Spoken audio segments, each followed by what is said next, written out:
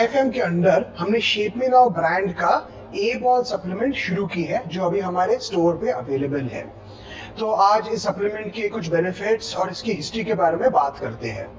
तो ऑलमोस्ट सब लोग जो लिफ्टिंग करते हैं या बॉडी बिल्डिंग खेलते हैं, कभी न कभी उन्होंने कोशिश की है कि वो अपने नेचुरल टेस्टोस्टेरोन को इंक्रीज करें, क्योंकि ऑब्वियसली टेस्टोस्टेरोन इंक्रीज करने से हम मसल गेन कर पाते हैं, हमारी बॉडी फैट परसेंटेज कम हो जाती है, हम ज्यादा स्ट्रेंथ बढ़ा पाते हैं और बहुत सारे बेनिफिट्स होते हैं टेस्टोस्टेरोन बढ़ाने के।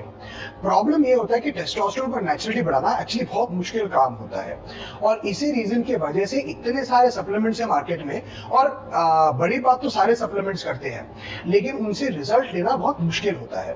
तो पर्सनली मैंने अराउंड 2011-2012 में properly test boosting supplements use करना शुरू किया था और मुझे कभी भी अच्छे रिजल्ट्स आए नहीं थे और बहुत सालों तक मुझे समझ नहीं आया कि रिजल्ट्स आ क्यों नहीं रहा है।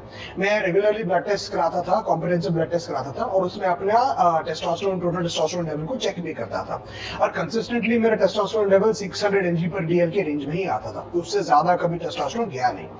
तो it is only after some time कि मुझे समझ आया कि प्रॉब्लम ये है कि बॉडी का अपना एक चेक एंड बैलेंस होती है।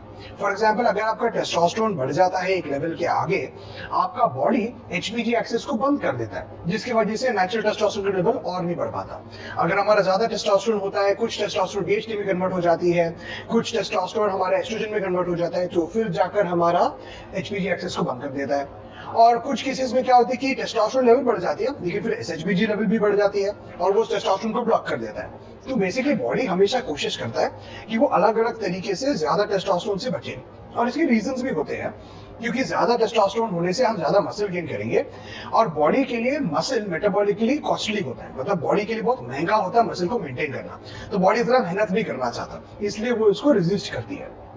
तो प्रॉब्लम ये आ जाता है कि टेस्टोस्टेरोन कैसे बढ़े अगर हम फिजिक को डेवलप करना चाहते हैं।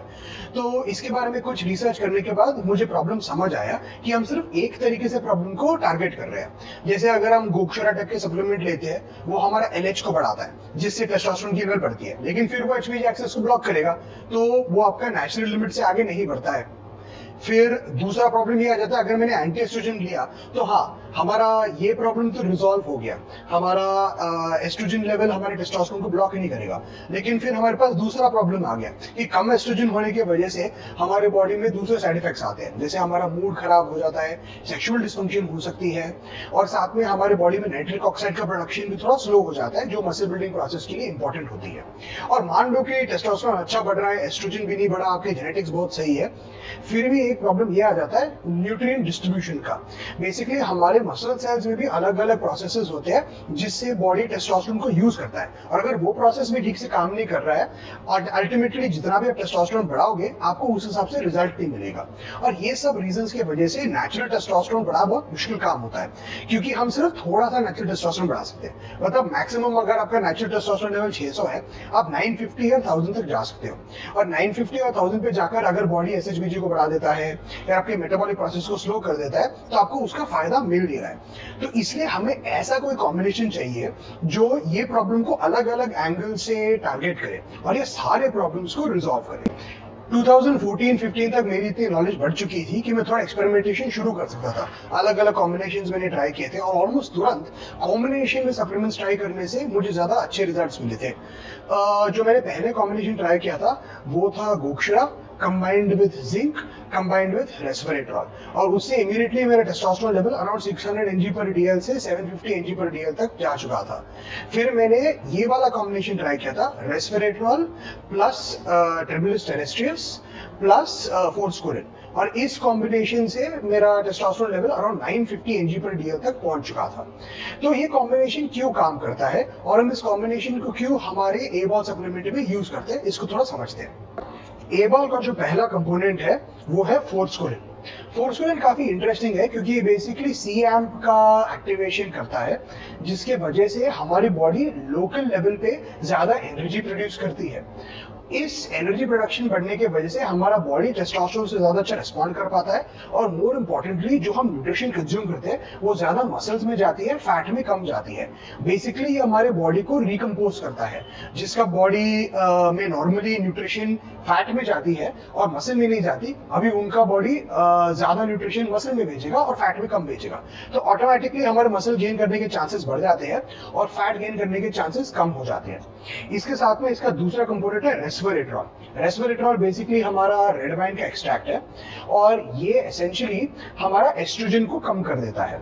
जब एस्ट्रोजन कम हो जाती है तब हमारा HPG एक्सेस ज्यादा एक्टिव हो जाती है, जिसकी वजह से हमारा बॉडी ज्यादा टेस्टोस्टेरोन प्रोड्यूस कर पाता है। साथ में टेस्टोस्टेरोन एस्ट्रोजन में कन्वर्ट होने की वजह से काफी सारे साइड इफेक्ट्स भी आ सकते हैं और इसको हम अवॉइड कर पाते हैं।